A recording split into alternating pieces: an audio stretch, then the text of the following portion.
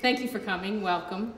It's hard to believe that this is the 11th class of George Mitchell Scholars, and I keep thinking that they're getting younger, but it's actually that I'm just getting older.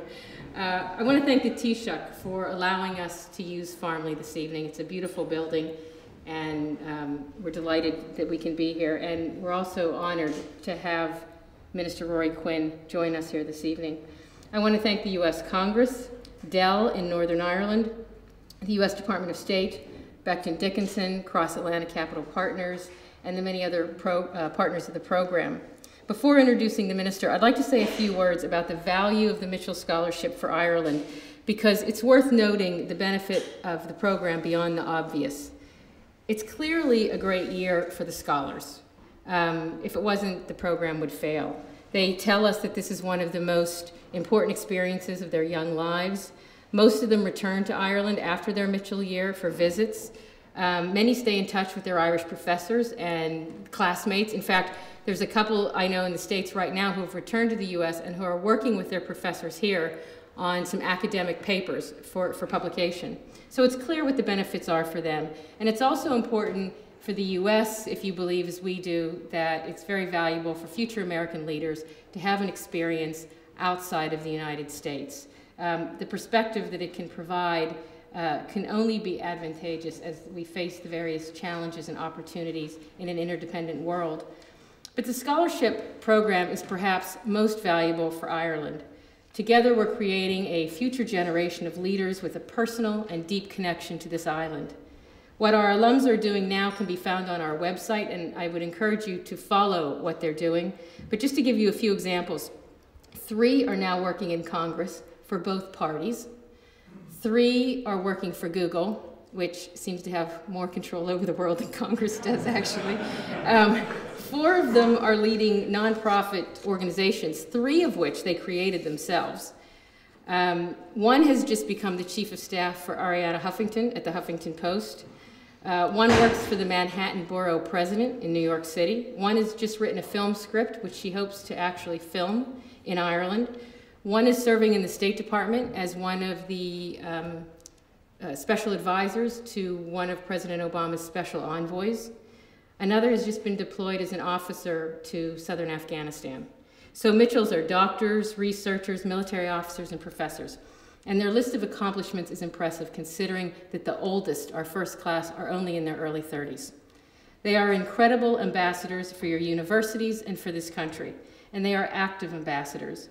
1 who's doing her PhD at Yale just did a tour with Enterprise Ireland to various places in the US to talk about her experiences here. 1 just a couple of weeks ago who's based in Chicago accepted an award on behalf of Senator Mitchell. Just last week, a Mitchell scholar who's working at Google went around with Enterprise Ireland to give talks in both San Jose and in San Francisco about his positive experiences as a Mitchell scholar. So every year, the Mitchells visit universities in America to encourage study on this island. They read our Mitchell Scholarship applications. They're on our final selection committee. Several alums, by the way, I should say, are here tonight. 1 is continuing his studies at UL. 2 are down from Northern Ireland. 1 is in from Paris. 2 are in from London. And 1 is here who has remained here and is a professor at Trinity. So they stay connected enough to come back to an event like this. Crucial to this program is the support not only of the government, but of the many people on this island, including in this room. In his book, America Reborn, British author Martin Walker wrote about the Rhodes program, and he said, many of these Rhodes scholars felt only limited affection and nostalgia for Britain as a result of their time at Oxford. They recalled snooty undergraduates, languid dawns, cold rooms, and bad food. Well, we make sure that's not the case for the Mitchells. Their year is a memorable one and a positive one, and it has assured their continued engagement. We just visited Glenstall Abbey, where spending a day with the monks has become an annual ritual, as has a dinner at the home of the great Irish musician Micheál Ó Súilleabháin. Yesterday, we traveled to Lismore to meet the amazing Dervla Murphy. Now, maybe you have to be of a certain generation here, but she is well known for, in 1963, I believe, taking her bicycle and cycling from Ireland to India, alone in 1963, and she makes our expeditions seem minor. Today they visited Kilmainham Jail, which is my favorite attraction in Dublin, and the National Library provided a tour of the Yeats exhibit. So the generosity of the many people in this country, including many of you who are here this evening, adds immensely to outside the classroom, their experiences. And that's why 10 years after the program, they're as equally engaged and as enthusiastic as ever. In the past 2 years, the scholars and Jenny and I have personally connected with 100 universities in the United States. It's labor intensive, but we have found that if we have a person-to-person connection with the faculty, the students on a campus, they tend to better understand the universities on this island. They tend to send us more applicants. We receive between 250 and 300 applications a year. And in the last 2 years, we saw the pool of universities from which we draw these applicants increase dramatically. We work closely with the universities here who are great partners, and we have created a better presence for them on our website.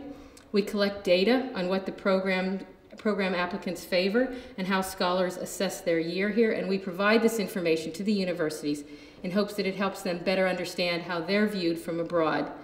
One has only a 5% chance of winning a Mitchell Scholarship, and the program is so competitive that it means that there are amazing applicants who can never win a Mitchell Scholarship. But when someone applies now, we've been asking them for the last few years, can we share their contact details with the universities on this island? And most of them agree to that. And so the universities here then follow up, and we have found that there is a number of American students who come here as paying students after they've failed to win the Mitchell. Ireland wants more paying international students, and the profile of the Mitchell is one of your best tools for promotion in the U.S. When someone wins a Mitchell, the press attention they receive in their hometowns and at their universities further spreads the word. Even the very rings that they're presented with tonight start conversations. These beautiful rings are a gift from Cross-Atlantic Capital Partners, and they have the symbols of Irish education on them. And you can't look at someone wearing one without asking the person what those symbols are about. So it starts conversations. We're even thinking about asking the Mitchells to maybe get tattoos with the... No, I'm just kidding, we won't do it.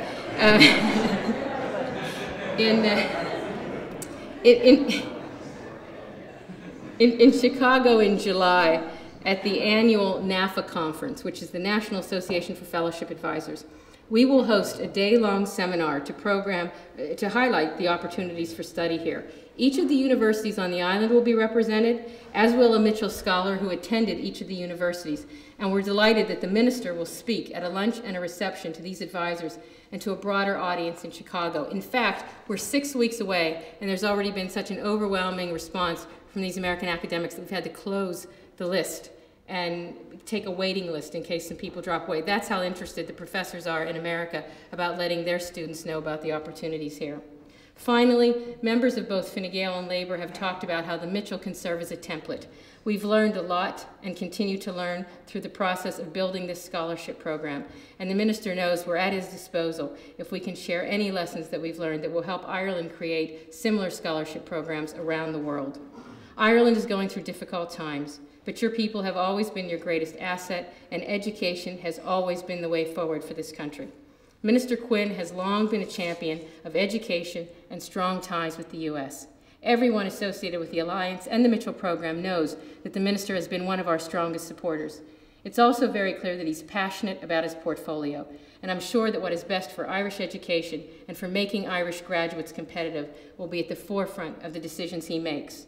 We first met in 1996 when he was the Minister for Finance, and we've regularly had great conversations about the U.S.-Ireland relationship. I'm delighted to be able to work with him in his new role, and I have for him a gift of some cufflinks that have the salmon of knowledge on them, which is one of the symbols on the Mitchell Scholarship rings. And I can only say that Ireland could have no better Minister for Education. Ladies and gentlemen, Minister Quinn.